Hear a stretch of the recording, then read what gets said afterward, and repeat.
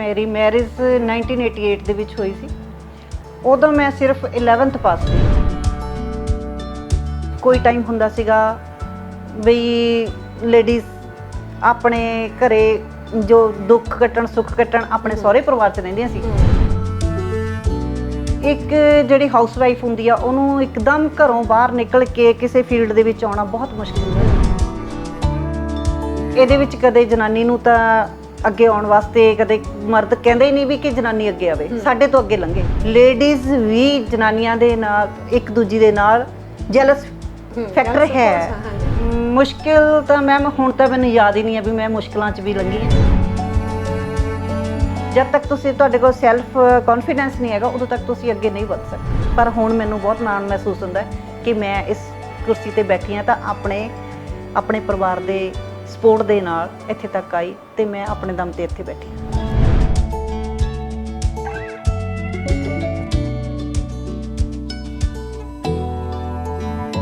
ਸਲਾਮ, ਨਮਸਤੇ, ਸਤਿ ਸ਼੍ਰੀ ਅਕਾਲ ਦੋਸਤੋ। ਮੈਂ ਜਿੱਦੀ ਵਰਜਣੀ ਤੇ ਤੁਸੀਂ ਦੇਖ ਰਹੇ ਹੋ ਵੌਇਸ ਆਫ ਪੰਜਾਬ ਲੈ ਕੇ ਹਾਜ਼ਰ ਹੋ ਗਈਆਂ ਲੇਡੀਜ਼ ਔਨ ਰਾਈਜ਼ ਸ਼ੋ ਤੇ ਆਪ ਸਭ ਦਾ ਸਵਾਗਤ ਹੈ। ਤੇ ਦੋਸਤੋ ਇਸ ਸ਼ੋ ਦੇ ਵਿੱਚ ਤੁਹਾਨੂੰ ਪਤਾ ਕਿ ਅਸੀਂ ਉਹਨਾਂ ਔਰਤਾਂ ਨੂੰ ਉਹਨਾਂ ਲੇਡੀਜ਼ ਨੂੰ ਤੁਹਾਡੇ ਰੂਬਰੂ ਕਰਾਈਦਾ ਆ ਜੋ ਆਪਣੇ ਦਮ ਦੇ ਉੱਤੇ ਬਣੀਆਂ ਹੁੰਦੀਆਂ ਕੁਛ ਤੇ ਦੇ ਰਹੀਆਂ ਹੁੰਦੀਆਂ ਸਮਾਜ ਨੂੰ ਬਹੁਤ ਕੁਛ। ਤੇ ਨਾਲ ਦੀ ਨਾਲ ਦੋਸਤੋ ਅੱਜ ਜਿਸ ਸ਼ਖਸੀਅਤ ਨੂੰ ਮੈਂ ਤੁਹਾਡੇ ਰੂਬਰੂ ਕਰਾਉਣ ਚੱਲੀ ਆ ਤੇ ਤੁਸੀਂ ਉਹਨਾਂ ਦੀ ਯੂਨੀਫਾਰਮ ਉਹਨਾਂ ਦੀ ਆਊਟਫਿਟ ਤੋਂ ਦੇਖ ਕੇ ਅੰਦਾਜ਼ਾ ਲਗਾ ਹੀ ਲਿਆ ਹੋਣਾ ਕਿ ਕਿਸ ਪੇਸ਼ੇ ਤੋਂ ਆ। ਤੇ ਐਡਵੋਕੇਟ ਹਰਜਿੰਦਰ ਬਾਲ ਜੀ, ਸਤਿ ਸ਼੍ਰੀ ਅਕਾਲ ਭੈਣ ਜੀ ਤੇ ਥੈਂਕ ਯੂ ਸੋ ਮਚ ਸਾਨੂੰ ਟਾਈਮ ਦੇਣ ਵਾਸਤੇ। ਨਾਂ ਤਾਂ ਤੁਹਾਡਾ ਦੱਸ ਦਿੱਤਾ ਆ ਪਰ ਥੋੜੀ ਕਿ ਇੰਟਰੋਡਕਸ਼ਨ ਜਿਹੜੀ ਹੈਗੀ ਆ ਸਾਡੇ ਦਰਸ਼ਕਾਂ ਨਾਲ ਕਰੋ ਸਾਂਝੀ। ਮੈਂ Harjinder Kaur Bal advocate district court complex Mohali ਦੇ ਵਿੱਚ ਪ੍ਰੈਕਟਿਸ ਕਰਦੀ ਹਾਂ ਤੇ ਮੈਂ ਬਹੁਤ ਧੰਨਵਾਦ ਕਰਦੀ ਹਾਂ ਜਿੰਦੀ ਮੈਡਮ ਦਾ ਕਿ ਜਿਨ੍ਹਾਂ ਨੇ ਮੈਨੂੰ ਇਸ ਕਾਬਲ ਸਮਝਿਆ ਕਿ ਮੈਂ ਇਹਨਾਂ ਨਾਲ ਆਪਣੇ ਦਿਲ ਦੀਆਂ ਗੱਲਾਂ ਸਾਂਝੀਆਂ ਕਰ ਸਕਾਂ, ਕਿ ਮੈਂ ਦੱਸ ਸਕਾਂ ਕਿ ਔਰਤਾਂ ਦਾ ਅੱਜ ਦੇ ਟਾਈਮ ਦੇ ਵਿੱਚ ਕੀ ਮਹੱਤਵ ਹੈ। ਬਿਲਕੁਲ ਦੋਸਤੋ, ਔਰਤ ਜਿਹੜੀ ਹੈਗੀ ਆ ਆਪਾਂ ਬਹੁਤ ਆਦਰ ਮਾਣ ਸਤਿਕਾਰ ਦਿੰਦੇ ਹਾਂ, ਸਪੈਸ਼ਲੀ ਆਪਾਂ ਜੇ ਗੱਲ ਕਰੀਏ ਪੰਜਾਬ ਦੀ, ਇੰਡੀਆ ਦੀ, ਏਸ਼ੀਅਨ ਕੰਟਰੀਜ਼ ਦੀਆਂ। ਤੇ ਅੱਜ ਦੀ ਜੋ ਔਰਤ ਹੈਗੀ ਆ ਆਪਣੇ ਦਮ ਦੇ ਉੱਤੇ ਵੀ ਬਣਦੀ ਆ ਕਿ ਆਪਣਾ ਦਮ ਤਾਂ ਹੀ ਹੁੰਦਾ ਜੇ ਉਹਦੀ ਫੈਮਲੀਜ਼ ਉਹਦੇ ਘਰ ਪਰਿਵਾਰ ਉਹਦਾ ਸਾਥ ਦੇਣ ਤਾਂ, ਕਿਉਂਕਿ ਘਰ ਪਰਿਵਾਰ ਦੇ ਸਾਥ ਤੋਂ ਬਿਨਾ ਮੰਜ਼ਿਲਾਂ ਜਿਹੜੀਆਂ ਤੈਅ ਕਰਨੀਆਂ ਕਈ ਵਾਰ ਬਹੁਤ ਹਾਰਡ ਹੋ ਜਾਂਦੀਆਂ। ਬਟ ਕਈ ਵਾਰ ਚੋਇਸ ਵੀ ਕੋਈ ਨਹੀਂ ਰਹਿੰਦੀ ਕਿ ਜੇਕਰ ਤੁਸੀਂ ਜ਼ਿੰਦਗੀ ਦੇ ਵਿੱਚ ਕੁਝ ਬਣਨਾ ਆ ਤੇ ਆਪਣਾ ਗਰਾਊਂਡ ਜਿਹੜਾ ਹੈਗਾ ਉਸ ਨੂੰ ਬਣਾ ਕੇ ਤੋੜਨਾ ਪੈਂਦਾ। ਆਪਾਂ ਨੂੰ ਫੈਮਿਲੀ ਚਾਹੀਦੀਆਂ, ਆਪਣੇ ਸਰਕਲ ਜਿਹੜਾ ਫਰੈਂਡ ਸਰਕਲ ਉਹ ਵੀ ਨਾਲ ਚਾਹੀਦਾ, ਬਟ ਕਈ ਵਾਰ ਉਹ ਪੋਸੀਬਲ ਨਹੀਂ ਹੁੰਦਾ। ਤੇ ਭੈਣ ਜੀ ਤੁਸੀਂ ਇਸ ਫੀਲਡ ਵਿੱਚ ਆਏ ਹੋ, ਪਹਿਲਾਂ ਤਾਂ ਥੋੜਾ ਆਪਣਾ ਦੱਸੋ ਕਿ ਇਸ ਫੀਲਡ ਵਿੱਚ ਆਉਣ ਤੋਂ ਪਹਿਲਾਂ ਪੜ੍ਹਾਈ ਜਿਹੜੀ ਹੈਗੀ ਆ ਜਾਂ ਕਿਹੜਾ ਉਹ ਪੈਂਡਾ ਲੰਘ ਕੇ ਇਸ ਕੁਰਸੀ ਤੇ ਆਣ ਕੇ ਵੀ ਰਾਜੀ ਹੋ। ਮੈਂ ਇੱਥੇ ਦੱਸਣਾ ਚਾਹਾਂਗੀ ਜੀ ਕਿ ਮੇਰੀ ਮੈਰਿਜ 1988 ਦੇ ਵਿੱਚ ਹੋਈ ਸੀ। ਉਦੋਂ ਮੈਂ ਸਿਰਫ 11th ਪਾਸ ਸੀ। ਉਸ ਤੋਂ ਬਾਅਦ ਮੇਰੇ ਇੱਕ ਬੇਟੀ ਤੇ 2 ਬੇਟਿਆਂ ਨੇ ਜਨਮ ਲਿਆ। ਮੈਂ 1998 ਦੇ ਵਿੱਚ ਆਪਣੀ ਦੁਬਾਰਾ ਤੋਂ ਸਟੱਡੀ ਸਟਾਰਟ ਕੀਤੀ। ਮਤਲਬ +2 ਤੋਂ ਸ਼ੁਰੂ ਕੀਤਾ। +2 ਕੀਤੀ, BA ਕੀਤੀ, ਫਿਰ ਮੈਂ ਉਸ ਤੋਂ ਬਾਅਦ ਲਾਅ ਕੀਤੀ। ਮੈਂ ਇਹਨਾਂ ਦੇ ਮਤਲਬ ਕਿ ਪੜ੍ਹਾਈ ਦੇ ਨਾਲ ਨਾਲ ਮੈਂ ਆਪਣੇ ਬੱਚਿਆਂ ਨੂੰ ਵੀ ਰਾਈਜ਼ ਕਰਾਇਆ। ਇਸ ਜਿਹੜੀ ਮੇਰੀ ਸਟੱਡੀ ਹੈ ਇਸ ਦੇ ਵਿੱਚ ਮੈਂ ਆਪਣੇ ਹਸਬੈਂਡ ਦਾ ਬਹੁਤ ਥੈਂਕਫੁਲ ਹਾਂ ਕਿ ਮੈਨੂੰ ਉਹਨਾਂ ਨੇ ਇਸ ਸਟੱਡੀ ਦੇ ਵਿੱਚ ਇੰਨਾ ਕੁ ਮਤਲਬ ਕਿ ਮੈਨੂੰ ਮੋਟੀਵੇਸ਼ਨ ਦਿੱਤੀ ਤੇ ਮੈਨੂੰ ਘਰੋਂ ਬਾਹਰ ਨਿਕਲਣ ਦਾ ਇੱਕ ਮੌਕਾ ਮਿਲਿਆ। ਮੈਂ ਮੈਰਿਜ ਤੋਂ ਬਾਅਦ ਹਾਊਸ ਵਾਈਫ ਸੀ। ਤਕਰੀਬਨ 1998 ਤੋਂ ਬਾਅਦ ਮੈਂ ਜਦੋਂ ਸਟੱਡੀ ਕੀਤੀ 2005 ਦੇ ਵਿੱਚ ਮੇਰੀ ਲਾਅ 'ਚ ਐਡਮਿਸ਼ਨ ਹੋਈ। 2008 ਵਿੱਚ ਮੈਂ ਲਾਅ ਪਾਸ ਆਊਟ ਕੀਤੀ। ਉਸ ਤੋਂ ਬਾਅਦ ਮੈਂ ਪ੍ਰੈਕਟਿਸ ਦੇ ਵਿੱਚ ਆਈ।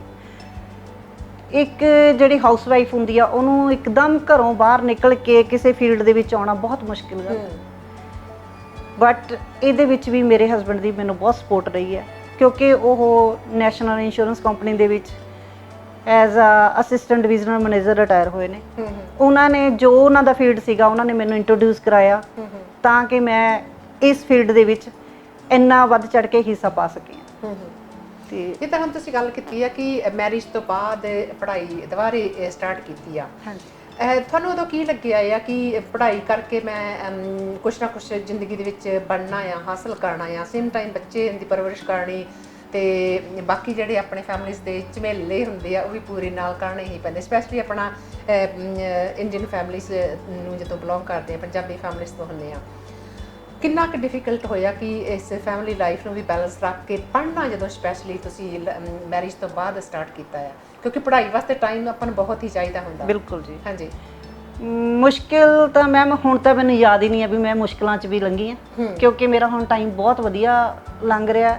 ਉਸ ਟਾਈਮ ਦੇ ਉੱਤੇ ਜਦੋਂ ਮੈਂ ਪੜ੍ਹਾਈ ਸਟਾਰਟ ਕੀਤੀ ਸੀ ਉਦੋਂ ਤਾਂ ਆਪਾਂ ਘਰ ਦਾ ਵੀ ਕੰਮ ਕਰਦੇ ਸੀ, ਪੜ੍ਹਾਈ ਵੀ ਕਰਦੇ ਸੀ, ਟਿਊਸ਼ਨ ਵੀ ਜਾਣਾ, ਤੇ ਉਸ ਤੋਂ ਬਾਅਦ ਕਾਲਜ ਦੇ ਵਿੱਚ ਵੀ ਜਦੋਂ ਮੈਂ ਗਈ ਹਾਂ ਰਿਆਤ ਐਂਡ ਬਾਰਾ ਕਾਲਜ ਤੋਂ ਮੈਂ ਡਿਗਰੀ ਕੀਤੀ ਹੋਈ ਹੈ ਜੀ। ਉਦੋਂ ਮੈਂ ਗਈ ਹਾਂ ਤਾਂ ਮੈਂ ਉਦੋਂ ਦੀਆਂ ਕਲਾਸਿਸ ਵੀ ਜੁਆਇਨ ਕਰਨੀਆਂ, ਆ ਕੇ ਬੱਚੇ ਵੀ ਦੇਖਣੇ, ਬੱਚਿਆਂ ਨੂੰ ਵੀ ਰੋਟੀ ਪਾਣੀ ਦੇਣਾ।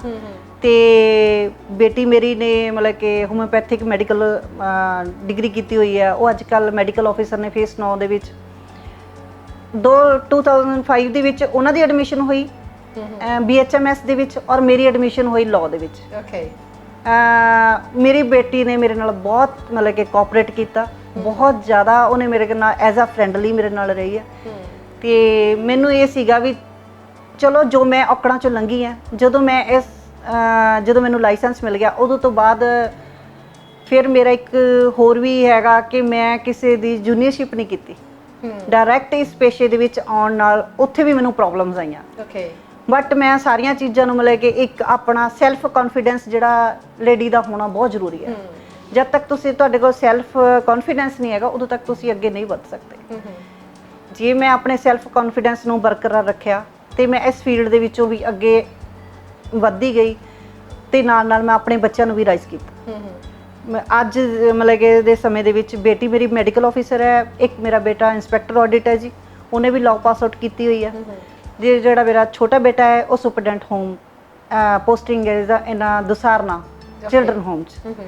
ਤੇ ਤੁਸੀਂ ਆਪਣੀ ਡਿਗਰੀ ਜਿਹੜੀ ਸੀਗੀ ਲਾਅ ਦੀ ਕਦੋਂ ਪਾਸ ਕੀਤੀ ਆ ਤੇ ਇਸ ਈਅਰ ਤੇ ਕਦੋਂ ਆਣ ਕੇ ਬੈਠੇ ਆ? 2008 ਦੇ ਵਿੱਚ ਪਾਸ ਆਊਟ ਹਾਂ ਜੀ। 2009 ਦੇ ਵਿੱਚ ਮੈਂ ਇੰਡੀਪੈਂਡੈਂਟ ਪ੍ਰੈਕਟਿਸ ਸ਼ੁਰੂ ਕੀਤੀ ਸੀ। ਓਕੇ। ਹਾਂਜੀ। ਤੇ ਬੱਚੇ ਜਿਹੜੇ ਹੈਗੇ ਆ ਤੁਹਾਨੂੰ ਇਸ ਈਅਰ ਤੇ ਦੇਖ ਕੇ ਉਹਨਾਂ ਦਾ ਕੀ ਰਿਐਕਸ਼ਨ ਜਦੋਂ ਉਹਨਾਂ ਨੂੰ ਪਤਾ ਚੱਲਾ ਕਿ ਸਾਡੀ ਮਦਰ ਜਿਹੜੀ ਹੈਗੀ ਆ ਇੱਕ ਪ੍ਰੋਪਰ ਐਡਵੋਕੇਟ ਬਣ ਚੁੱਕੀ ਹੈਗੀ ਆ? ਮੈਮ ਉਹ ਬਹੁਤ ਖੁਸ਼ ਨੇ, ਕਿਉਂਕਿ ਉਹਨਾਂ ਨੂੰ ਇਹ ਲੱਗਦਾ ਹੈ ਵੀ ਜੇ ਸਾਡੇ ਮਮਾ ਹਾਊਸ ਵਾਈਫ ਤੋਂ ਉੱਠ ਕੇ ਇੱਥੇ ਤੱਕ ਆ ਸਕਦੇ ਨੇ ਤੇ ਸਾਨੂੰ ਹੋਰ ਉੱਚੀ ਪੋਸਟ ਦੇ ਉੱਤੇ ਵੀ ਪਹੁੰਚਾ ਸਕਦੇ ਨੇ। ਕਿਉਂਕਿ ਮੈਮ ਇਹਦੇ ਵਿੱਚ ਸਿਰਫ ਮੋਟੀਵੇਸ਼ਨ ਕੰਮ ਕਰਦੀ ਹੈ। ਮੋਟੀਵੇਸ਼ਨ ਅਸੀਂ ਕਰਾਂਗੇ ਬੱਚਿਆਂ ਨੂੰ ਤੇ ਬੱਚੇ ਹਾਰਡ ਵਰਕ ਕਰਨਗੇ।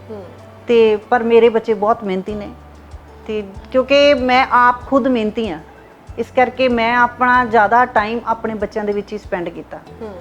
ਮੈਨੂੰ ਇਹ ਨਹੀਂ ਸੀਗਾ ਵੀ ਮੈਂ ਮੈਮ ਜੇ ਅੱਜ ਥੋੜ੍ਹਾ ਜਿਹਾ ਵਿਹਲੀ ਹਾਂ ਤਾਂ ਮੈਂ ਇੱਥੇ ਆਹ ਕਰ ਲਾਂ, ਨਹੀਂ, ਮੈਂ ਜ਼ਿਆਦਾਤਰ ਟਾਈਮ ਆਪਣੇ ਬੱਚਿਆਂ ਦੇ ਵਿੱਚ ਬੈਠ ਕੇ ਹੀ ਸਪੈਂਡ ਕਰਨਾ। ਹੁਣ ਵੀ ਮੈਂ ਇਹੀ ਪਸੰਦ ਕਰਦੀ ਹਾਂ ਕਿ ਮੈਂ ਆਪਣੇ ਬੱਚਿਆਂ ਦੇ ਵਿੱਚ ਟਾਈਮ ਸਪੈਂਡ ਕਰਾਂ। ਜਿੱਦਾਂ ਤੁਸੀਂ ਪ੍ਰੈਕਟਿਸ ਆਪਣੀ ਹੁਣ ਕਰ ਰਹੇ ਹੋ, ਹਾਂਜੀ, ਪਹਿਲਾਂ ਵੀ ਤੁਸੀਂ ਮੈਂਸ਼ਨ ਕੀਤਾ ਕਿ ਇੱਥੇ ਤੱਕ ਪਹੁੰਚਣ ਵਾਸਤੇ ਵੀ ਜਦੋਂ ਇਸ ਫੀਲਡ ਵਿੱਚ ਆਏ ਆ, ਜਿੱਦਾਂ ਕਹਿੰਦੇ ਹੁੰਦੇ ਆ ਕਿ ਇਹਨਾਂ ਦਾ ਮਰਦ ਪ੍ਰਧਾਨ ਵਰਲਡ ਹੀ ਹੈਗਾ, ਆਪਾਂ ਇਸ ਦੇਸ਼ ਨੂੰ ਨਹੀਂ ਕਹਿੰਦੇ। ਬਿਲਕੁਲ। ਸਪੈਸ਼ਲੀ ਜੇ ਆਪਾਂ ਗੱਲ ਕਰੀਏ ਇੰਡੀਆ ਦੀ ਜਾਂ ਪੰਜਾਬ ਦੀ, ਤਾਂ ਇੱਥੇ ਔਰਤ ਜਦੋਂ ਕਿਸੇ ਵੀ ਫੀਲਡ ਵਿੱਚ ਆਉਂਦੀ ਆ ਤੇ ਮਰਦਾਂ ਵੱਲੋਂ ਜਿਹੜਾ ਰਿਐਕਸ਼ਨ ਹੁੰਦਾ ਆ, ਜਾਂ ਆਪਾਂ ਕਹਿ ਲਈਏ ਕਿ ਉਹ ਇਹ ਨਹੀਂ ਦੇਖਣਾ ਚਾਹੁੰਦੇ ਹੈਗੇ ਕਿ ਔਰਤ ਜਿਹੜੀ ਹੈਗੀ ਸਾਡੇ ਕੋਲੋਂ ਇੱਕ ਕਦਮ ਅੱਗੇ ਵੀ ਕਿੱਦਾਂ ਲੰਘ ਜਾਵੇ। ਇਹ ਗੱਲ ਔਰਤਾਂ ਵਿੱਚ ਵੀ ਹੈਗੀ ਆ ਕਿ ਔਰਤ ਵੀ ਔਰਤ ਵੱਲ ਦੇਖ ਕੇ ਕਹਿੰਦੀ ਹੈ ਕਿ ਹਾਂਜੀ ਇਹ ਔਰਤ ਜਿਹੜੀ ਹੈਗੀ ਮੇਰੇ ਤੋਂ ਅੱਗੇ ਕਿੱਦਾਂ ਲੰਘਦੀ ਆ। ਬਿਲਕੁਲ ਮੈਮ। ਤੁਹਾਨੂੰ ਔਰਤਾਂ ਤੇ ਮਰਦਾਂ ਵੱਲੋਂ ਕਿੰਨੀ ਕਿ ਜਿੱਦਾਂ ਕਹ ਲਈਏ ਇੱਕ ਸਟਰਗਲ ਤਾਂ ਨਹੀਂ ਮੈਂ ਕਹੂੰਗੀ, ਜੱਦੋਜਹਿਦ ਵੀ ਨਹੀਂ ਆਪਾਂ ਕਹਿ ਸਕਦੇ, ਬਟ ਉਹ ਇੱਕ ਫੇਸ ਹੁੰਦਾ ਆ ਜਿਹੜਾ ਆਪਾਂ ਨੂੰ ਹਰ ਇੱਕ ਨੂੰ ਇੱਕ ਫੇਸ ਕਰਨਾ ਪੈਂਦਾ ਆ। ਤੇ ਤੁਹਾਡੇ ਉਹ ਮੂਮੈਂਟ ਕਿੱਦਾਂ ਦੇ ਸੀਗੇ? ਬਿਲਕੁਲ ਸਹੀ ਕਿਹਾ ਤੁਸੀਂ ਵੀ ਜਿਹੜਾ ਮਰਦ ਪ੍ਰਧਾਨਗੀ ਹੈ ਇਹ ਸਾਰੀ ਮਤਲਬ ਕਿ ਸਦੀਆਂ ਤੱਕ ਹੀ ਸ਼ਾਇਦ ਚੱਲਦੀ ਜਾਏਗੀ, ਕਿਉਂਕਿ ਇਹਦੇ ਵਿੱਚ ਕਦੇ ਜਨਾਨੀ ਨੂੰ ਤਾਂ ਅੱਗੇ ਆਉਣ ਵਾਸਤੇ ਕਦੇ ਮਰਦ ਕਹਿੰਦੇ ਹੀ ਨਹੀਂ ਵੀ ਕਿ ਜਨਾਨੀ ਅੱਗੇ ਆਵੇ, ਸਾਡੇ ਤੋਂ ਅੱਗੇ ਲੰਘੇ। ਜਦੋਂ ਮੈਂ ਇਸ ਫੀਲਡ 'ਚ ਆਈ ਸੀ ਮੈਨੂੰ ਬਹੁਤ ਸਾਰੀਆਂ ਪ੍ਰੋਬਲਮਸ ਆਈਆਂ। ਹਰ ਬੰਦਾ ਕਹਿੰਦਾ ਸੀਗਾ ਵੀ ਇਹ ਨਵੀਂ ਆਈ ਆ, ਇਹ ਅੱਗੇ ਨਾ ਲੰਘ ਜੇ। ਇਸ ਦੇ ਨਾਲ ਹੀ ਮਰਦਾਂ ਦੇ ਨਾਲ ਮੈਮ ਜੇ ਆਪਾਂ ਗੱਲ ਕਰੀਏ ਲੇਡੀਜ਼ ਵੀ ਜਨਾਨੀਆਂ ਦੇ ਨਾਲ ਇੱਕ ਦੂਜੀ ਦੇ ਨਾਲ ਜੈਲਸ ਫੈਕਟਰ ਹੈ ਨਾ। ਹਰ ਮਤਲਬ ਕਿ ਕਿਸੇ ਵੀ ਲੇਡੀਜ਼ ਨੇ ਇਹ ਨਹੀਂ ਕਿਹਾ ਹੈਗਾ ਵੀ ਇਹ ਅੱਗੇ ਲੰਘ ਜਵੇ। ਹੁਣ ਵੀ ਇਹ ਹੀ ਹੈ ਕਿ ਇਹ ਸਾਡੇ ਤੋਂ ਅੱਗੇ ਕਿਵੇਂ ਲੰਘੀ। ਠੀਕ ਹੈ ਮੈਮ। ਬਾਕੀ ਜਿਹੜਾ ਮਰਦਾਂ ਦੀ ਗੱਲ ਹੈ, ਮਰਦਾਂ ਦੇ ਨਾਲ ਅਸੀਂ ਕੰਪੀਟੀਸ਼ਨ 'ਚ ਹਾਂ। ਹਰ ਮਰਦ ਦੇ ਦਿਮਾਗ ਦੇ ਵਿੱਚ ਇਹ ਗੱਲ ਜਾਂਦੀ ਹੈ ਕਿ ਸਾਡੇ ਤੋਂ ਪਿੱਛੋਂ ਆਈ ਸੀ, ਅੱਗੇ ਸਾਡੇ ਤੋਂ ਅੱਗੇ ਚਲੀ ਗਈ ਹੈ, ਕਿਵੇਂ ਗਈ ਹੈ। ਉਹ ਫਿਰ ਨੈਗੇਟਿਵਿਟੀਜ਼ ਜਿਹੜੀਆਂ ਉਹਨਾਂ ਦੇ ਮਨਾਂ ਦੇ ਵਿੱਚ ਘੁੰਮਦੀਆਂ ਨੇ। ਫਿਰ ਮੈਮ ਇਹਨਾਂ ਦਾ ਇੱਥੇ ਹੀ ਬਸ ਨਹੀਂ ਹੈਗੀ, ਮਰਦ ਔਰ ਲੇਡੀਜ਼ ਦੋਨੋਂ ਇਕੱਠੇ ਹੋ ਕੇ ਜਿਹੜਾ ਬੰਦਾ ਰਾਈਜ਼ ਕਰਦਾ ਹੋਊਗਾ ਉਹਨੂੰ ਮਤਲਬ ਕਿ ਇਹ ਸੋਚਣਗੇ ਵੀ ਇਹਨੂੰ ਅਸੀਂ ਨੀਚੇ ਕਿਵੇਂ ਲਾਈਏ। ਇਹ ਸਭ ਤੋਂ ਜਿਹੜਾ ਕਿ ਮੇਰਾ ਪਰਸਨਲ ਐਕਸਪੀਰੀਅੰਸ ਹੋ ਚੁੱਕਿਆ। ਪਰ ਮੈਂ ਇਹਨਾਂ ਚੀਜ਼ਾਂ ਨੂੰ ਬੋਦਰ ਹੀ ਨਹੀਂ ਕਰਦੀ ਜੀ। ਮੈਂ ਕੋਰਟ 'ਚ ਆਉਂਦੀ ਹਾਂ, ਮੈਂ ਸਵੇਰੇ ਉੱਠ ਕੇ ਇਹੀ ਕਹਿ ਕੇ ਆਉਂਦੀ ਹਾਂ ਵੀ ਪਰਮਾਤਮਾ ਕਿਸੇ ਦਾ ਮਾੜਾ ਨਾ ਕਰਵਾਇਓ। ਕਿਸੇ ਦਾ ਜੇ ਕਿਸੇ ਨੂੰ ਮੇਰੇ ਤੱਕ ਕੋਈ ਲੋੜ ਹੈਗੀ ਆ ਜਾਂ ਮੇਰੀ ਕਿਸੇ ਨੂੰ ਜ਼ਰੂਰਤ ਮਹਿਸੂਸ ਹੁੰਦੀ ਆ ਤਾਂ ਮੈਂ ਉਹਦੇ ਨਾਲ ਖੜਨ ਨੂੰ ਤਿਆਰ ਹਾਂ। ਮੈਂ ਇੱਕ ਗੱਲ ਹੋਰ ਵੀ ਸ਼ੇਅਰ ਕਰਨ ਚਾਹੁੰਦੀ ਹਾਂ ਮੈਮ। ਜਦੋਂ ਮੈਂ 2009 ਦੇ ਵਿੱਚ ਆਈ ਸੀਗੀ, ਮੈਂ ਡਿਸਟ੍ਰਿਕਟ ਲੀਗਲ ਅਥਾਰਟੀਜ਼ ਦੇ ਪੈਨਲ ਤੇ ਆਈ। ਮੈਂ 2009 ਤੋਂ ਲੈ ਕੇ 2013 ਤੱਕ ਫ੍ਰੀ ਲੀਗਲ ਏਡ ਪ੍ਰੋਵਾਈਡ ਕੀਤੀ ਲੜਕੀਆਂ ਨੂੰ। ਮੈਕਸਿਮਮ ਲੜਕੀਆਂ ਮੇਰੇ ਨਾਲ ਜੁੜੀਆਂ। ਮੈਂ ਸੈਮੀਨਾਰਸ ਲਾਏ ਪਿੰਡਾਂ ਦੇ ਵਿੱਚ ਜਾ ਕੇ। ਮੈਂ ਫ੍ਰੀ ਲੀਗਲ ਏਡ ਦਾ ਕਲੀਨਿਕ ਚਲਾਇਆ ਜੀ ਫੇਸ 1 ਦੇ ਗੁਰਦੁਆਰਾ ਸਾਹਿਬ ਦੀ ਬੇਸਮੈਂਟ 'ਚ। ਇਸ ਤਰ੍ਹਾਂ ਕਰਕੇ ਮੇਰੀ ਕਲਾਇੰਟਸ ਵਧੀ ਕਿਉਂਕਿ ਜਦੋਂ ਮੈਂ ਫੀਲਡ 'ਚ ਜਾਂਦੀ ਸੀ ਤੇ ਮੇਰੇ ਤੋਂ ਲੋਕ ਇੰਪ੍ਰੈਸ ਹੋ ਕੇ ਫਿਰ ਮੇਰੇ ਤੋਂ ਮੇਰਾ ਕੰਟੈਕਟ ਨੰਬਰ ਲੈਂਦੇ ਸੀ ਤੇ ਤਾਂ ਮੇਰੇ ਨਾਲ ਉਹ ਜੁੜਦੇ ਸੀ। ਬਟ ਮੇਰਾ ਇੱਕ ਐਕਸਪੀਰੀਅੰਸ ਹੋਰ ਵੀ ਬਹੁਤ ਵਧੀਆ ਹੋਇਆ ਵੀ ਜੇ ਮੈਂ ਕਿਸੇ ਇੱਕ ਬੰਦੇ ਨੂੰ ਆਪਣਾ ਇੰਟਰੋਡਕਸ਼ਨ ਦੇ ਕੇ ਆਈ ਹਾਂ ਤਾਂ ਉਸ ਬੰਦੇ ਨੇ ਘੱਟੋ ਘੱਟ 10 ਬੰਦੇ ਮੇਰੇ ਨਾਲ ਜੋੜੇ ਨੇ। ਜੇ ਉਹ 10 ਬੰਦੇ ਜੋੜੇ ਨੇ ਉਹਨਾਂ ਨੇ ਵੀ ਅੱਗੇ 10-10 ਜੋੜੇ ਆ। ਮੇਰਾ ਫੀਲਡ ਦਾ ਜਿਹੜਾ ਹੈਗਾ ਰਾਈਜ਼ ਹੋਣਾ ਇੱਕ ਕਾਰਨ ਹੈ ਜੀ ਇਹ। ਤੇ ਉਸ ਤੋਂ ਬਾਅਦ ਜਦੋਂ ਮੈਂ ਇੱਥੇ ਆ ਗਈ ਚੈਂਬਰ ਅਪਲਾਈ ਕੀਤਾ ਉਦੋਂ ਵੀ ਮੈਨੂੰ ਬਹੁਤ ਔਕੜਾਂ ਆਈਆਂ ਕਿਉਂਕਿ ਹਰ ਬੰਦੇ ਨੂੰ ਸਭ ਤੋਂ ਵੱਡੀ ਜਿਹੜੀ ਸਟਰਗਲ ਜਾਂ ਪੌੜੀਆਂ ਚੜ੍ਹਨੀਆਂ ਤੁਹਾਡੇ ਚੈਂਬਰ ਜਿਹੜਾ ਸੀਗਾ ਹਾਸਲ ਕਰਨਾ ਉੱਥੇ ਹੀ ਹੋਣੀ ਆ। ਹਾਂਜੀ। ਇਹ ਜਦੋਂ ਅਸੀਂ ਅਪਲਾਈ ਕੀਤਾ ਉਦੋਂ ਵੀ ਮਤਲਬ ਇਹ ਲੋਕਾਂ ਨੇ ਵੀ ਇਹਨੂੰ ਚੈਂਬਰ ਨਹੀਂ ਮਿਲਣਾ ਚਾਹੀਦਾ, ਇਹ ਹੈ ਇੰਨੀ ਕੁ ਉਹ ਹੈ ਪ੍ਰੈਕਟਿਸ ਹੈ। ਮੈਮ ਇੱਥੇ ਮਤਲਬ ਕਿ ਕਿਸੇ ਨੇ ਵੀ ਮੈਂ ਇਲੈਕਸ਼ਨਸ ਵੀ ਲੜਦੀ ਰਹੀ ਹਾਂ ਇੱਥੇ। ਜਦੋਂ ਮੈਂ 2009 ਦੇ ਵਿੱਚ ਆਈ ਸੀ ਉਦੋਂ ਮੈਂ 3 ਸਾਲ ਕੰਟੀਨਿਊ ਅਨਅਪੋਜ਼ਡ ਜੁਆਇੰਟ ਸੈਕਟਰੀ ਆਉਂਦੀ ਰਹੀ। ਤੇ ਉਹ ਜੁਆਇੰਟ ਸੈਕਟਰੀਸ਼ਿਪ ਲਾ ਲਓ ਤੁਸੀਂ ਜਾਂ ਫਿਰ ਮੇਰਾ ਆਪਣਾ ਗੱਲਬਾਤ ਕਰਨ ਦਾ ਢੰਗ ਲਾ ਲਓ ਜਾਂ ਕੋਰਟ ਦੇ ਵਿੱਚ ਮੇਰੀ ਪ੍ਰੈਜ਼ੈਂਸ ਲਗਾ ਲਓ। ਇਹਨਾਂ ਚੀਜ਼ਾਂ ਨੇ ਮੈਨੂੰ ਬਹੁਤ ਅੱਗੇ ਵਧਾਇਆ ਇਸ ਫੀਲਡ ਦੇ ਵਿੱਚ। ਜਦ ਕਿ ਮੈਂ ਇਸ ਕਾਬਿਲ ਹੈ ਨਹੀਂ ਸੀਗੀ ਵੀ ਮੈਂ ਇਸ ਫੀਲਡ ਦੇ ਵਿੱਚ ਉੱਪਰ ਉੱਠ ਕੇ ਆਉਂਗੀ ਜਾਂ ਨਿਖਰ ਕੇ ਆਵਾਂਗੀ। ਪਰ ਹੁਣ ਮੈਨੂੰ ਬਹੁਤ ਮਾਣ ਮਹਿਸੂਸ ਹੁੰਦਾ ਕਿ ਮੈਂ ਇਸ ਕੁਰਸੀ ਤੇ ਬੈਠੀ ਹਾਂ ਤਾਂ ਆਪਣੇ ਪਰਿਵਾਰ ਦੇ ਸਪੋਰਟ ਦੇ ਨਾਲ ਇੱਥੇ ਤੱਕ ਆਈ ਤੇ ਮੈਂ ਆਪਣੇ ਦਮ ਤੇ ਇੱਥੇ ਬੈਠੀ। ਬਹੁਤ ਵਧੀਆ ਦੋਸਤੋ। ਔਰਤਾਂ ਵਾਸਤੇ ਜਿਵੇਂ ਮੈਂ ਪਹਿਲਾਂ ਕਹਿ ਚੁੱਕੀ ਹਾਂ ਕਿ ਬਹੁਤ ਸਟਰਗਲ ਉਹਨਾਂ ਨੂੰ ਕਰਨੀ ਪੈਂਦੀ ਹੈ ਭਾਵੇਂ ਕੋਈ ਫੀਲਡ ਵੀ ਹੋਵੇ, ਚਾਹੇ ਉਹ ਆਪਾਂ ਕਹਿ ਲਈਏ ਹਾਊਸ ਵਾਈਫ ਹੀ ਹੈਗੀ ਤੇ ਹਾਊਸ ਵਾਈਫ ਨੂੰ ਵੀ ਉਸ ਲੈਵਲ ਤੇ ਬਣ ਕੇ ਰਹਿਣਾ ਪੈਂਦਾ ਤਾਂ ਉਹਨੂੰ ਵੀ ਬਹੁਤ ਹੀ ਸਟਰਗਲ ਕਰਨੀ ਪੈਂਦੀ ਹੈ। ਨੈਵਰ ਮਾਈਂਡ ਕਿ ਇੰਨੀਆਂ ਵੱਡੀਆਂ ਪੋਜੀਸ਼ਨਸ ਤੇ ਤੁਸੀਂ ਆਉਣਾ ਆ ਤੇ ਇੱਥੇ ਪਹੁੰਚਣ ਵਾਸਤੇ ਤਾਂ ਇੱਕ ਆਪਾਂ ਕਹਿ ਲਈਏ ਫੈਮਿਲੀ ਦੇ ਨਾਲ ਤਾਂ ਆਪਾਂ ਨੂੰ ਜਦੋਂ ਜਹਿਦ ਕਰਨੀ ਹੀ ਪੈਂਦੀ ਆ। ਪਰ ਨਾਲ ਦੀ ਨਾਲ ਜਿਹੜੇ ਹੈ ਆਂਢ ਗੁਆਂਢ ਜਾਂ ਆਪਾਂ ਕਹਿ ਲਈਏ ਫੈਮਿਲੀ ਫਰੈਂਡ ਸਰਕਲ ਹੁੰਦਾ ਉਹਦੇ ਨਾਲੋਂ ਵੀ ਆਪਾਂ ਨੂੰ ਬਹੁਤ ਹੀ ਇੱਕ ਸਟਰਗਲ ਕਰਨੀ ਪੈਂਦੀ ਆ ਕਿ ਅਸੀਂ ਜਿਹੜਾ ਹੈਗਾ ਆਪਣਾ ਕਦਮ ਜਿਹੜਾ ਕਿਸੇ ਪਾਸੇ ਸਾਡਾ ਇੱਧਰ ਉੱਧਰ ਨਾ ਹੋ ਜਾਵੇ। ਨੈਕਸਟ ਮੇਰਾ ਕੁਐਸਚਨ ਇਹ ਹੈਗਾ ਕਿ ਜਿੱਦਾਂ ਹੁਣ ਯੰਗ ਕੁੜੀਆਂ ਹੈਗੀਆਂ ਆ ਅੱਜ ਕੱਲ੍ਹ ਹਰ ਇੱਕ ਨੂੰ ਚਾਹੇ ਮੁੰਡੇ ਜਾਂ ਕੁੜੀਆਂ ਕੋਈ ਵੀ ਹੈਗਾ ਤਾਂ ਬਹੁਤ ਜਲਦੀ ਉਹਨਾਂ ਨੂੰ ਤਰੱਕੀ ਚਾਹੀਦੀ ਹੁੰਦੀ ਆ। ਬਹੁਤ ਜਲਦੀ ਉਹ ਇੱਕ ਕਾਮਯਾਬ ਹੋਣਾ ਚਾਹੁੰਦੇ ਆ।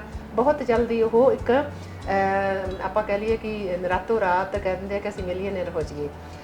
ਕੀ ਸੁਜੈਸਟ ਕਰੋਗੇ ਉਹਨਾਂ ਨੂੰ ਕਿ ਇੱਕ ਸਹਿਜਪੁਣਾ ਜਿਹੜਾ ਹੈਗਾ ਆ ਜਾਂ ਉਹ ਇੰਤਜ਼ਾਰ ਆਪਾਂ ਕਹਿ ਲਈਏ ਕਿ ਇੱਕ ਲੈ ਕੇ ਤੁਰਨਾ ਚਾਹੀਦਾ ਜਾਂ ਫਿਰ ਉਹ ਡ੍ਰੀਮ ਜਿਹੜੇ ਦੇਖਦੇ ਆ ਕਿ ਰਾਤੋਂ ਰਾਤ ਹੀ ਅਸੀਂ ਕੁਰਸੀਆਂ ਦੇ ਉੱਤੇ ਬਿਰਾਜਮਾਨ ਹੋ ਜਾਈਏ?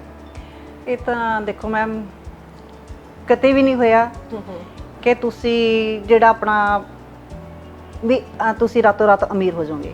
ਇਹ ਕਦੇ ਨਹੀਂ ਹੋਇਆ। ਇਹ ਸਗੋਂ ਮੇਰੇ ਕੋਲ ਲੜਕੀਆਂ ਟ੍ਰੇਨਿੰਗ ਤੇ ਆਉਂਦੀਆਂ ਨੇ। ਤਕਰੀਬਨ ਮੇਰੇ ਕੋਲ 17 to 18 ਲੜਕੀਆਂ ਟ੍ਰੇਨਿੰਗ ਤੇ ਰਹਿ ਕੇ ਜਾ ਚੁੱਕੀਆਂ ਨੇ। ਮੈਕਸਿਮਮ ਲੜਕੀਆਂ ਅੱਜ ਜੁਡੀਸ਼ੀਅਲ ਆਫੀਸਰ ਲੱਗੀਆਂ ਹੋਈਆਂ ਨੇ ਵਾਓ। ਤੇ ਪ੍ਰੈਕਟਿਸ 'ਚ ਘੱਟ ਆਈਆਂ ਨੇ। ਮੈਂ ਜਦੋਂ ਵੀ ਮੇਰੇ ਕੋਲ ਕੋਈ ਬੱਚਾ ਆਉਂਦਾ ਹੈ ਤੇ ਮੈਂ ਉਹਨੂੰ ਪਹਿਲਾਂ ਗੱਲ ਇਹ ਸਿਖਾਉਂਦੀ ਆ ਵੀ ਪੇਸ਼ੈਂਸ ਆਪਣੀ ਰੱਖੋ, ਪੇਸ਼ੈਂਸ ਰੱਖੋ, ਹਾਰਡ ਵਰਕ ਕਰੋ। ਤੁਸੀਂ ਇਹ ਨਾ ਸੋਚੋ ਵੀ ਅਸੀਂ 6 ਮਹੀਨੇ ਮੈਮ ਕੋਲ ਲਗਾ ਲਏ ਤੇ ਅਸੀਂ ਹੁਣ ਪੱਕੇ ਵਕੀਲ ਬਣ ਗਏ। ਮੈਮ ਜਨਰਲ ਨੌਲੇਜ ਇੱਕ ਖੂਹ ਹੈ। ਸਹੀ ਹੈ ਕਿ ਆਪਾਂ ਕਦੇ ਵੀ ਇਸ ਦੇ ਵਿੱਚ ਪਰਫੈਕਟ ਨਹੀਂ ਹੋ ਸਕਦੇ। ਕਦੇ ਵੀ ਅਸੀਂ ਇਹ ਨਹੀਂ ਹੈ ਵੀ ਅਸੀਂ ਕੰਪਲੀਟ ਹੁਣ ਨੌਲੇਜ ਵਾਲੇ ਹੋ ਗਏ ਤੇ ਸਾਡਾ ਘਰ ਪੂਰਾ ਹੋ ਗਿਆ। ਇਹ ਤਾਂ ਲਾਅ ਦੀ ਜਿਹੜੀ ਸਟੱਡੀ ਆ, ਇਹ ਤਾਂ ਇੱਕ ਇਹ ਆ ਵੀ ਜਿੰਨਾ ਤੁਸੀਂ ਪੜ੍ਹਦੇ ਜਾਓਗੇ ਜਾਂ ਜਿੰਨਾ ਤੁਸੀਂ ਬਜ਼ੁਰਗ ਹੁੰਦੇ ਜਾਓਗੇ ਉਹਨਾਂ ਤੁਹਾਨੂੰ ਨੌਲੇਜ ਆਉਂਦੀ ਜਾਏਗੀ। ਕਿਉਂਕਿ ਹਜੇ ਤਾਂ ਇਹਨਾਂ ਦਾ ਟਾਈਮ ਹੀ ਕੁਛ ਨਹੀਂ ਹੈ। ਤਾਂ ਨਵੀਆਂ ਲੜਕੀਆਂ ਆਉਂਦੀਆਂ ਨੇ, ਇੱਕ ਇਹਨਾਂ ਦਾ ਮਾਈਨਸ ਪੁਆਇੰਟ ਹੋਰ ਵੀ ਹੈ ਕਿਉਂਕਿ ਇਹਨਾਂ ਜੋ ਫਾਈਲਸ ਹੁੰਦੀਆਂ ਨੇ ਜਿੰਨਾ ਮਰਜ਼ੀ ਕਹਿ ਲਓ ਵੀ ਪੜ੍ਹ ਲਓ, ਇਹਨਾਂ ਨੇ ਉਹਨਾਂ ਦੇ ਵਿੱਚੋਂ ਨਾ ਗੋ ਥਰੂ ਨਹੀਂ ਹੋਣਾ। ਬਸ ਆਈਆਂ ਘੁੰਮੀਆਂ ਫਿਰੀਆਂ, ਕੋਟਾਂ ਦੇਖੀਆਂ ਤੇ ਚਲੇ ਗਈਆਂ। ਇਦਾਂ ਤਾਂ ਕੋਈ ਵੀ ਨਹੀਂ ਅੱਗੇ ਵੱਧ ਸਕਦਾ। ਨਾ ਹੀ ਤੁਸੀਂ ਰਾਤੋਂ ਰਾਤ ਅਮੀਰ, ਜਦ ਤੱਕ ਤੁਹਾਨੂੰ ਨੌਲੇਜ ਨਹੀਂ ਹੈ। ਤੁਸੀਂ ਜਦ ਤੱਕ ਪੜ੍ਹੋਗੇ ਨਹੀਂ, ਤੁਸੀਂ ਫਾਈਲਾਂ ਦੇ ਵਿੱਚੋਂ ਗੋ ਥਰੂ ਨਹੀਂ ਹੋਵੋਗੇ, ਉਦੋਂ ਤੱਕ ਤੁਹਾਨੂੰ ਨੌਲੇਜ ਨਹੀਂ ਹੋ ਸਕਦੀ। ਤੇ ਹੁਣ ਜਿੱਦਾਂ ਇੰਨੇ ਸਾਲ ਤੁਹਾਨੂੰ ਹੋ ਗਏ ਆ ਇਸ ਫੀਲਡ ਵਿੱਚ, ਕਿੱਦਾਂ ਕਦੇ ਕੇਸ ਤੁਹਾਡੇ ਕੋਲ ਆਉਂਦੇ ਆ? ਮੇਰੇ ਕੋਲ ma'am maximum matrimonial disputes, okay, maximum matrimonial disputes ਨੇ ਤੇ ਜਾਂ ਫਿਰ ਕ੍ਰਿਮੀਨਲ ਵਰਕ ਜ਼ਿਆਦਾ ਮੇਰੇ ਕੋਲ। ਮੈਟਰੀਮੋਨੀਅਲ ਡਿਸਪਿਊਟਸ ਦੇ ਵਿੱਚ ਲੜਕੀਆਂ ਆਉਂਦੀਆਂ ਨੇ, ਕੋਈ ਵਿਚਾਰੀ ਮਹੀਨਾ ਹੀ ਸਹੁਰੇ ਰਹਿ ਕੇ ਆਈ ਹੁੰਦੀ ਆ, ਕੋਈ 2 ਮਹੀਨੇ ਰਹਿ ਕੇ ਆਈ ਹੁੰਦੀ ਆ, ਕਈ 7-7 ਸਾਲ ਵੀ ਰਹਿ ਕੇ ਆਈਆਂ ਹੁੰਦੀਆਂ ਨੇ। ਇਹ ਚੀਜ਼ਾਂ ਸਾਨੂੰ ਵੀ, ਮੈਨੂੰ ਵੀ ਮਤਲਬ ਕਿ ਇੱਦਾਂ ਲੱਗਦਾ ਹੈ ਵੀ ਸਮਾਜ ਕਿੱਧਰ ਨੂੰ ਜਾ ਰਿਹਾ। ਕੋਈ ਟਾਈਮ ਹੁੰਦਾ ਸੀਗਾ ਬਈ ਲੇਡੀਜ਼ ਆਪਣੇ ਘਰੇ ਜੋ ਦੁੱਖ ਕੱਟਣ ਸੁੱਖ ਕੱਟਣ ਆਪਣੇ ਸਹੁਰੇ ਪਰਿਵਾਰ 'ਚ ਰਹਿੰਦੀਆਂ ਸੀ, ਪਰ ਉੱਥੇ ਇਹੀ ਗੱਲ ਆ ਗਈ ਜੀ ਵੀ ਪੇਸ਼ੈਂਸ ਜਿਹੜੀ ਹੈਗੀ ਆ ਉਹ ਘਟ ਗਈ ਆ। ਉਹ ਚਾਹੇ ਲੜਕੀਆਂ ਨੇ ਚਾਹੇ ਲੜਕੇ ਨੇ, ਪੇਸ਼ੈਂਸ ਲੈਵਲ ਘਟ ਗਿਆ। ਇਸੇ ਕਰਕੇ ਇਹ ਡਿਸਪਿਊਟ ਰਾਈਜ਼ ਹੋਏ ਨੇ। ਜਿੱਦਾਂ ਹੁਣ ਆਪਾਂ ਇੰਟਰਵਿਊ ਸਟਾਰਟ ਹੋਣ ਤੋਂ ਪਹਿਲਾਂ ਵੀ ਗੱਲਬਾਤ ਵੈਸੇ ਹੀ ਨੋਰਮਲ ਚੱਲ ਰਹੀ ਸੀ। ਅੱਜ ਕੱਲ੍ਹ ਹਰ ਇੱਕ ਜਿੱਦਾਂ ਪੜ੍ਹਿਆ ਲਿਖਿਆ, ਚਾਹੇ ਉਹ ਲੜਕੀਆਂ ਚਾਹੇ ਲੜਕੇ ਆ, ਚਾਹੇ ਫੈਮਿਲੀਜ਼ ਦੇ ਵੀ ਸੱਸ ਸਹੁਰੇ ਵੀ, ਆਪਾਂ ਇਨਲੋਸ ਜਿਹੜੇ ਹੈਗੇ ਤਕਰੀਬਨ 10ਵੀਂ 12ਵੀਂ ਤੱਕ ਤਾਂ ਅੱਜ ਕੱਲ੍ਹ ਸਾਰਿਆਂ ਨੇ ਕੀਤੀ ਹੁੰਦੀ ਆ, ਨੌਲੇਜ ਹੁੰਦੀ ਆ। ਅੱਜ ਕੱਲ੍ਹ ਅਸੀਂ ਇੰਨਾ ਪੜ੍ਹ ਲਿਖ ਕੇ ਵੀ ਫਿਰ ਕਿਉਂ ਜਿੱਦਾਂ ਡਿਵੋਰਸ ਰੇਟ ਜਿਹੜੇ ਹੈਗੇ ਆ ਹਾਈ ਹੋ ਜਾਏ ਆ, ਜਾਂ ਫੈਮਿਲੀਜ਼ ਬ੍ਰੇਕ ਹੋ ਰਹੀਆਂ ਆ, ਕੀ ਰੀਜ਼ਨ ਹੈਗਾ ਆ ਇਹਦੇ ਪਿੱਛੇ? ਕਿਉਂਕਿ ਹੁਣ ਲੜਕੀਆਂ ਵੀ ਪੜ੍ਹੇ, ਲੜਕੇ ਪੜ੍ਹੇ, ਫੈਮਿਲੀਜ਼ ਵੀ ਪੜ੍ਹੀਆਂ ਲਿਖੀਆਂ ਹੋਣ ਦੇ ਬਾਵਜੂਦ ਫਿਰ ਵੀ ਜਿੱਦਾਂ ਉਹ ਨੋਕ ਝੋਕ ਜਿਹੜੀ ਹੈਗੀ ਆ ਸਾਡੇ ਬਜ਼ੁਰਗਾਂ ਦੇ ਨਾਲ ਵੀ ਜ਼ਿਆਦਾ ਅੱਜ ਕੱਲ੍ਹ ਹੈਗੀ ਆ। ਕੀ ਰੀਜ਼ਨ ਆ? ਰੀਜ਼ਨ ਮੈਮ ਐਜ਼ ਪਰ ਮਾਈ ਵਿਊਜ਼ ਕਿ ਲੜਕੀਆਂ ਦੇ ਵਿੱਚ ਵੀ ਪੇਸ਼ੈਂਸ ਲੈਵਲ ਹੈ ਨਹੀਂ ਤੇ ਲੜਕਿਆਂ 'ਚ ਵੀ ਹੈ ਨਹੀਂ। ਤੇ ਦੂਸਰੀ ਗੱਲ ਹੈਗੀ ਆ, ਜ਼ਿਆਦਾਤਰ ਜਿਹੜੇ ਹੈਗੇ ਆ ਡਿਸਪਿਊਟਸ ਕਿਉਂ ਨੇ, ਮੈਟਰੀਮੋਨੀਅਲ ਡਿਸਪਿਊਟਸ ਕਿਉਂ ਨੇ? ਡਿਊ ਟੂ ਜਿਹੜੀ ਆਪਣੀ technology, mobile phones, maximum cases ਨੇ ਮੋਬਾਈਲ ਫੋਨਸ ਤੇ ਹੀ ਡਿਸਪਿਊਟ ਸ਼ੁਰੂ ਹੁੰਦਾ ਹੈ ਨਾ। ਜੇ ਲੜਕੀ ਨੂੰ ਕਿਹਾ ਜਾਂਦਾ ਵੀ ਮੈਂ ਤੈਨੂੰ ਰੱਖਣ ਨੂੰ ਤਿਆਰ ਹਾਂ ਬਟ ਤੇਰੇ ਕੋਲ ਮੋਬਾਈਲ ਨਹੀਂ ਹੋਣਾ ਚਾਹੀਦਾ, ਲੜਕੀ ਉਹਦੇ ਉੱਠ ਕੇ ਕਹਿ ਜੀ ਕਿ ਕਿਉਂ ਨਹੀਂ ਰੱਖੂਗੀ, ਰੱਖਾਂਗੀ ਮੋਬਾਈਲ, ਤੁਸੀਂ ਕੌਣ ਹੋ ਮੈਨੂੰ ਰੋਕਣ ਵਾਲੇ? ਠੀਕ ਹੈ ਨਾ। ਇਹਦੇ ਵਿੱਚ ਜੇ ਅਸੀਂ ਅੱਜ ਦੇ ਸਮਾਜ ਦੀ ਗੱਲ ਕਰਦੇ ਹਾਂ, ਲੇਡੀਜ਼ ਲੜਕੀਆਂ ਜਿਹੜੀਆਂ ਆਉਂਦੀਆਂ ਨੇ ਆਪਣੇ ਸਹੁਰਿਆਂ ਤੋਂ ਮਹੀਨੇ ਕੁ ਬਾਅਦ ਆ ਜਾਂਦੀਆਂ ਨੇ, 2 ਮਹੀਨਿਆਂ ਬਾਅਦ ਆ ਜਾਂਦੀਆਂ ਨੇ। ਮੈਮ ਇੰਨੇ ਟਾਈਮ ਦੇ ਵਿੱਚ ਤਾਂ ਸਾਨੂੰ ਇੱਕ ਦੂਜੇ ਦੇ ਹਸਬੈਂਡ ਵਾਈਫ ਦਾ ਨਹੀਂ ਪਤਾ ਲੱਗਦਾ। ਸਹੀ ਆ, ਹੈ ਨਾ। ਸਾਡੀ ਆਪਣੀ ਐਡਜਸਟਮੈਂਟ ਨਹੀਂ ਹੁੰਦੀ, ਅਸੀਂ ਸਹੁਰਿਆਂ ਦੇ ਉੱਤੇ ਐਲੀਗੇਸ਼ਨ ਲਾ ਦਿੰਦੇ ਆ। ਉੱਥੇ ਵੀ ਕਿਤੇ ਨਾ ਕਿਤੇ ਸਾਡੇ 'ਚ ਆਪਣੇ 'ਚ ਕਮੀਆਂ ਨੇ।